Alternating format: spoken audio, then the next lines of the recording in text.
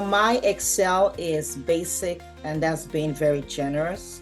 Okay. But it was very easy to follow, very, very easy to follow. And also the Chat GPT 4.0, the reports, the Word and the PowerPoint, when you did it and said it, it looked one way. But when we were actually doing it, I was timing it, and I think less than a minute. Even before we broke out and came back to the main group, it was still working and it finished. We finished it. And then the SQL queries, I've always been curious about that. And that was very easy to do.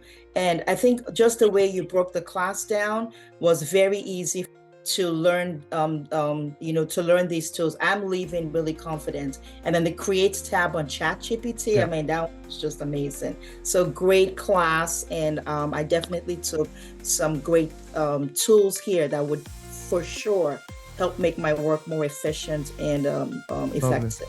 That's